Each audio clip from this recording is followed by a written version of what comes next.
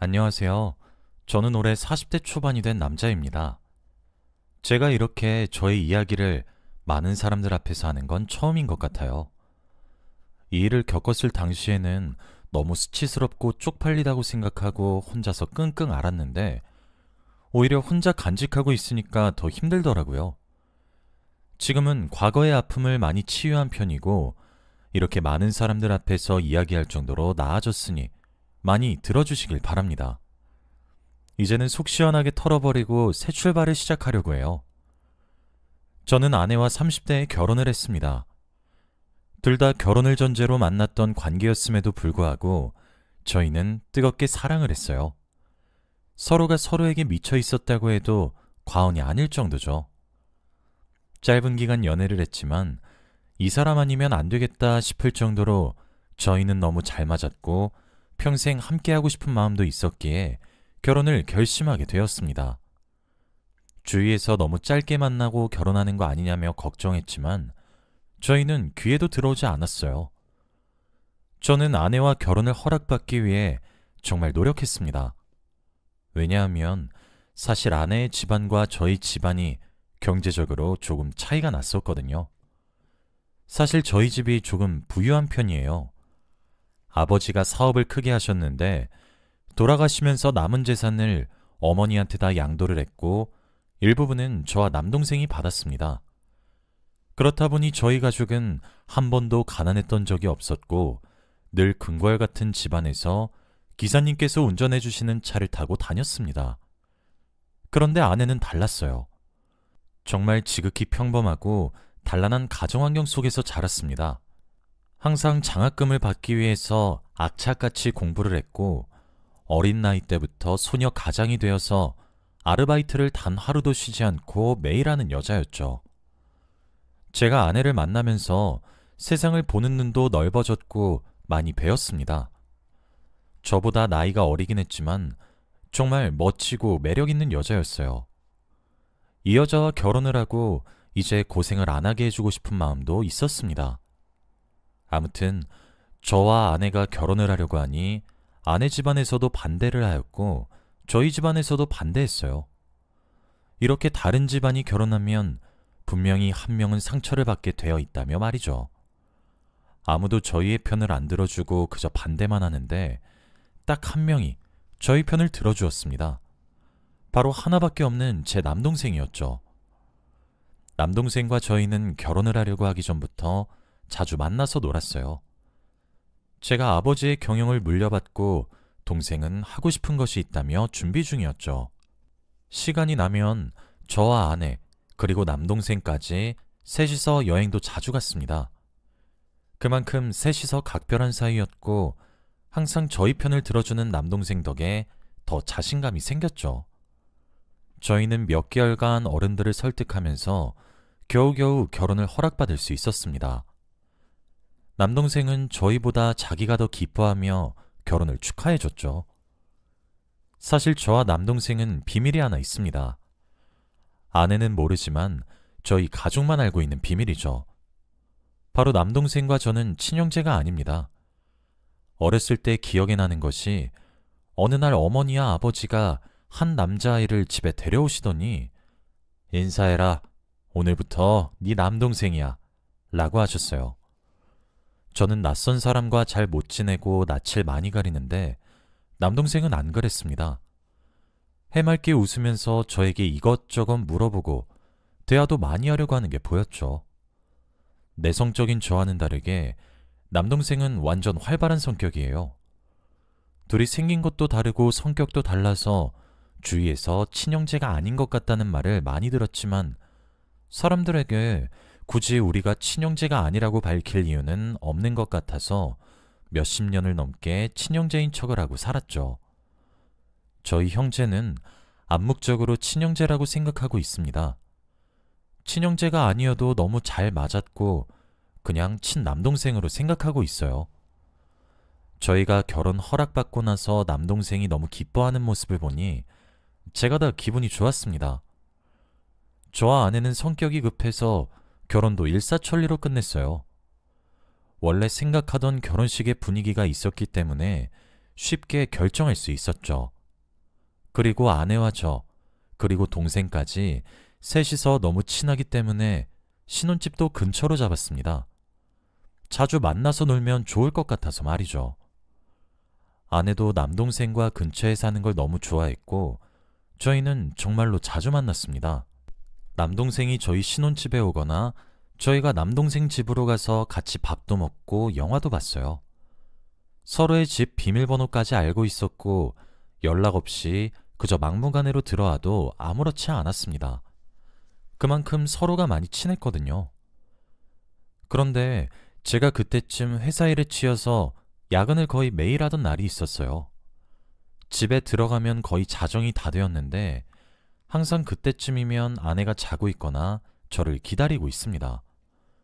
그런데 최근 들어 아내가 안 자고 있더라고요. 항상 안방에서 불을 끄고 휴대폰을 만지고 있었습니다. 제가 오는지 안 오는지도 모르고 누군가와 전화통화를 하면서 깔깔 웃고 있었고 제가 안방문을 열면 화들짝 놀라서는 전화를 끊었죠. 누구랑 통화를 했냐고 물으면 그저 친구라고 했습니다. 솔직히 그때까지는 괜찮았어요. 아내가 혼자 집에 있으면 다른 사람들도 만나보고 싶고 이야기할 상대도 필요하니까 누구랑 전화를 하든 이해했습니다. 그런데 아내의 수상한 점은 이뿐만이 아니었어요. 어느 날부터는 제가 퇴근을 하고 집에 들어가면 아내가 집에 없었습니다. 연락도 없이 나가서 제가 연락을 해도 받질 않았죠. 너무 화가 나서 소파에 앉아 멍하니 기다렸습니다. 그렇게 1시간이 지난 것 같아요. 제가 야근을 하고 퇴근하는 시간보다 한 30분 정도 더 일찍 왔더라고요. 집에 들어와서 소파에 앉아있는 저를 보고 어? 오늘 야근 안 했어? 라고 물어봤습니다.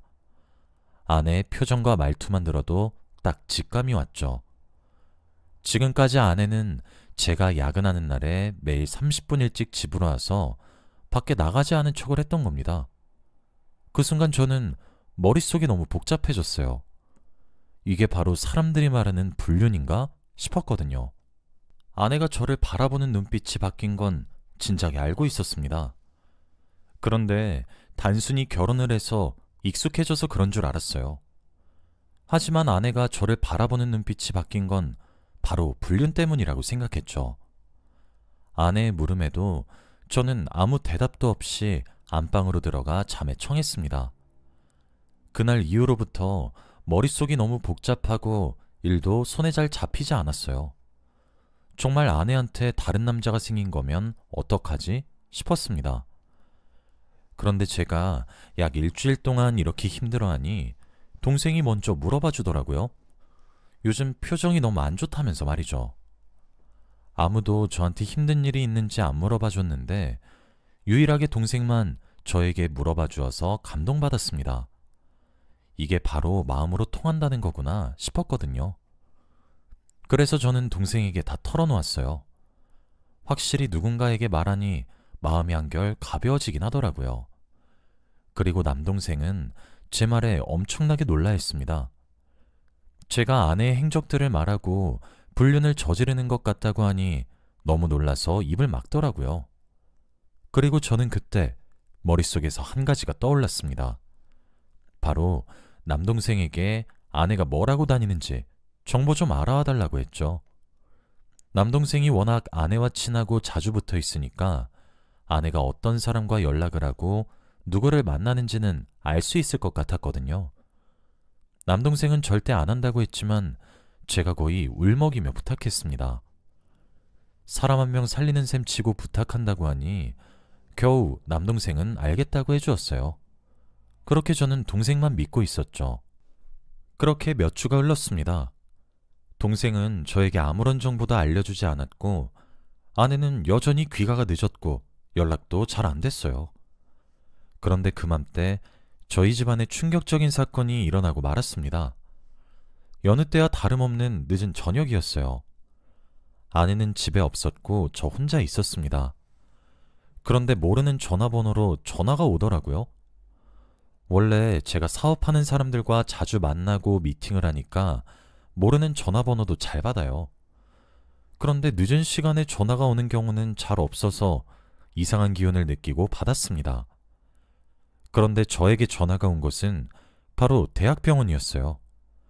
저희 어머니 성함을 말하면서 지금 당장 오라고 했습니다. 저는 이게 무슨 일인가 싶었고 옷도 제대로 못 입은 채 바로 택시를 불러 타고 갔습니다. 이 상태로 운전을 하면 사고가 날 것 같아서 택시를 탔어요. 병원에 가는 내내 아내한테도 연락을 하고 동생한테도 연락을 했는데 둘 다 받지 않았습니다. 저 혼자 이 상황에 놓여 있으니 머릿속이 복잡하고 심장이 너무 빨리 뛰었죠. 제발 두 사람 중 한 사람이라도 제 연락을 받고 같이 있어주면 좋을 텐데 싶었습니다. 어머니는 장시간 수술을 하셨고 겨우 목숨을 건질 수 있었습니다. 운전기사님이 졸음운전을 하다가 교통사고가 났대요. 그 운전기사님은 그 자리에서 즉사를 하셨고 저희 어머니는 목숨은 겨우 건지셨답니다. 그런데 언제 깨어나실지도 모르고 계속 기다려볼 수밖에 없다는 말을 하셨어요. 의사 선생님의 말을 듣는데 온몸에 힘이 빠지고 긴장이 다 풀려서 쓰러질 것 같더라고요. 그런데 다음날 아침이 되어서도 아내와 동생은 제 연락을 받지 않았습니다. 혼자 병실에서 눈을 감은 어머니를 보고 있는데 그때 다급하게 아내와 동생이 같이 들어왔습니다. 둘이서 같이 말이죠. 저는 머리가 산발에다가 얼굴이 너무 피폐해져서 다크서클이 턱끝까지 내려온 상태였어요. 그런데 그 두 사람이 같이 오는 걸 보니까 너무 화가 나더라고요. 지금까지 대체 어디서 뭘 하고 있었길래 제 연락을 전혀 받지 않은 건지 말이죠. 그리고 어떻게 둘이 같이 오냐고 물었습니다. 그런데 두 사람은 서로 눈을 마주치다가 말을 잘못했죠. 쭈뼛거리다가 동생이 병원 1층에서 우연히 만났다고 했습니다. 그 당시에는 그 말을 믿었어요. 다만 제 연락을 받지 않았다는 점이 너무 서운했던 겁니다. 상황이 조금 정리되고 남동생을 비밀스럽게 불러서 아내를 조사한 건 어떻게 됐냐고 물었어요. 그런데 동생이 눈을 못 마주치고 당황해 하더라고요. 머리를 긁적이며 저에게 아무것도 없었다는 말을 했습니다. 분명 그럴 일이 없는데 제대로 다시 알아와주면 안 되냐고 부탁을 했더니 남동생은 에이 형, 형수가 바람필 사람이야?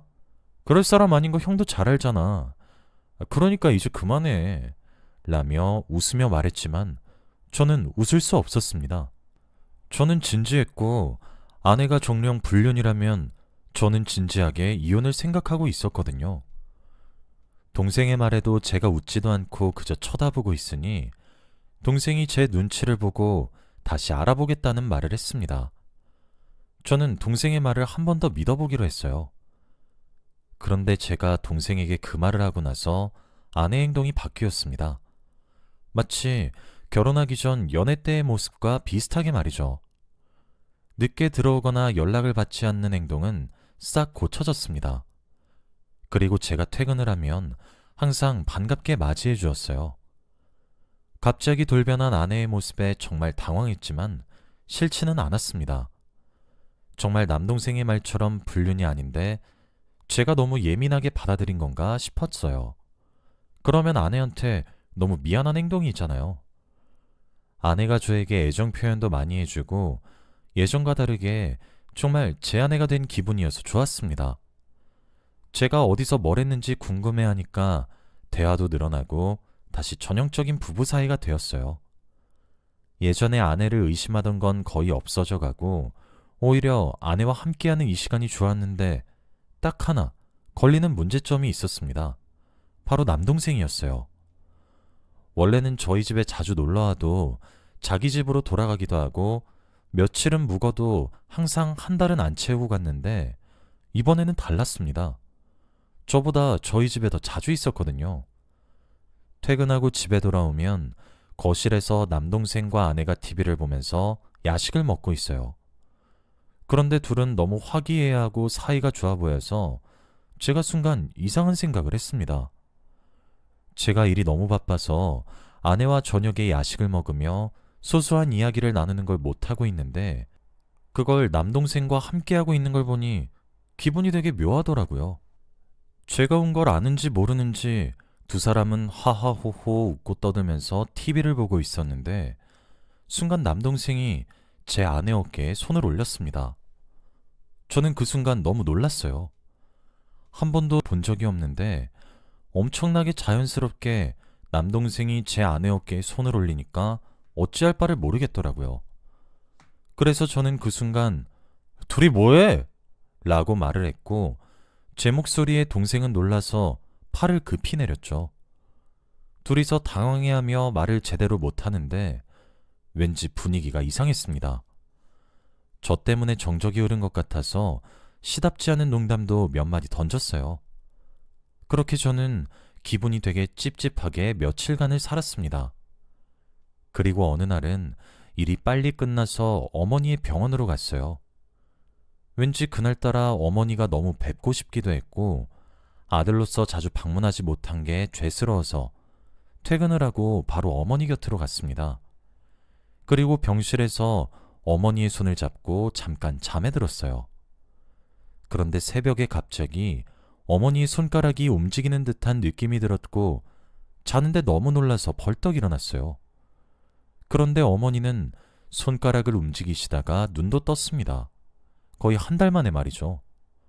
너무 감격스러워서 눈물이 다 날 정도였습니다.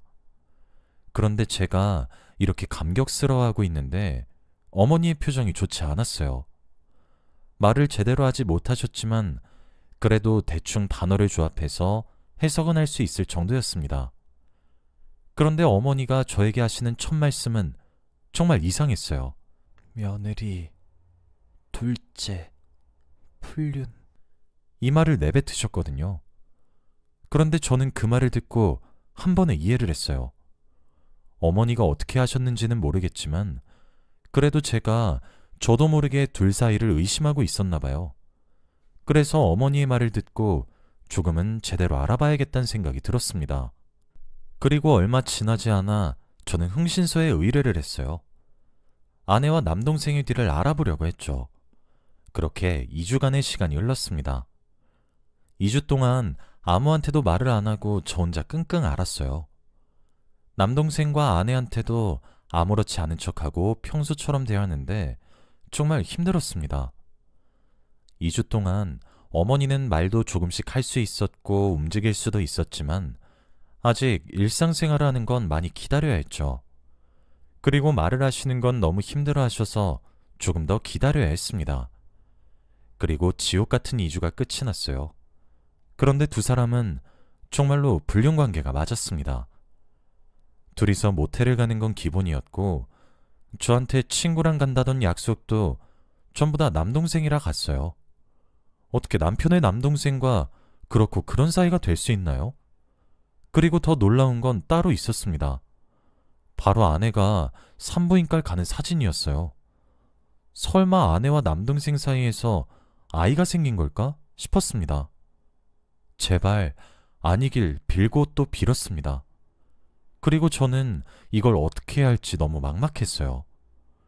우선 증거는 충분하고 이혼을 생각하고 있었는데 추진하기가 어려웠어요.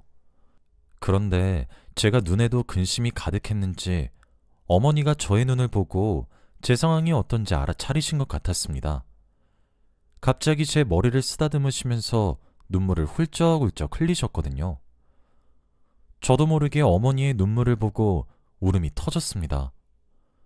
서로 대화도 하지 않고 왜 우는지 이유도 몰랐지만 그냥 울었어요. 그리고 어머니는 다시 조심스레 이야기를 하셨습니다. 어머니가 어떻게 두 사람의 관계를 알았는지 이야기를 해주셨는데 정말 충격적이었어요. 어머니가 누워 계실 때 몸은 움직이지 않지만 정신은 깨어 있었습니다. 그래서 사람들이 하는 대화 소리를 다 들을 수 있대요. 그런데 어머니 병실이 1인실인데 아내와 남동생이 둘이서 자주 와서 애정행각을 했답니다. 바로 어머니 병실에 있는 소파에서 말이에요. 어머니는 두 사람의 대화 소리를 듣는데 정말 충격적이었대요. 두 사람은 어머니가 깨어나지 않기를 바라고 있었습니다. 어머니의 재산을 상속받고 둘이서 행복하게 살기를 기대하고 있었죠. 그러면서 둘이 장난을 치는데 어머니의 산소호흡기를 확 빼버릴까 하면서 너무 잔인한 농담들을 주고받았어요. 어머니는 자신의 둘째 아들과 며느리가 그렇고 그런 사이라는 것을 알고 충격이 이만저만이 아니었다고 하더라고요. 저는 어머니의 말을 듣고 기겁했습니다. 두 사람은 짐승만도 못한 짓을 하고 있었으니까요. 저는 그날 바로 변호사를 찾아가서 이혼 소송을 했어요. 모든 증거를 바로 다 접수했죠. 그리고 고소장이 그들에게 전해지기까지 기다렸습니다. 고소장을 받았는지 아내와 남동생에게 연락이 끊임없이 왔지만 다 무시했어요. 그리고 저는 그들을 만나지도 않고 소송에만 집중했습니다. 어떻게든 그들한테 빼앗을 수 있는 걸 다 뺏고 싶었고 천벌을 받길 원했거든요. 그런데 또 놀라운 사실이 있었어요. 바로 아내가 임신한 아이가 남동생의 아이가 맞긴 했는데 남동생은 그 아이를 낳아서 키울 생각이 없다는 것을 알게 되었습니다. 솔직히 많이 놀랐어요. 당연히 아이를 낳고 둘이서 살 줄 알았는데 말이죠. 아내는 그 아이를 낳고 싶어 하고 동생은 낳고 싶지 않다고 합니다. 아내가 그 소식을 듣고 저한테 찾아와서 무릎도 꿇고 울고불고 하면서 제발 같이 키워달라고 사정사정을 했지만 제 애도 아닌데 굳이 키워야 하나요? 저는 눈길조차 주지 않았고 아내와 남동생한테 위자료도 최대한 많이 받기로 했어요. 10,000원 한 푼이라도 더 받으려고 했습니다.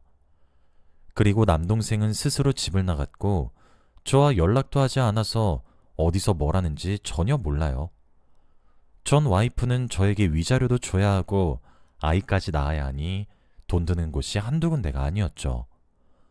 저는 통쾌했고 두 사람의 결말이 비극이라 생각하니까 너무 고소하더라고요.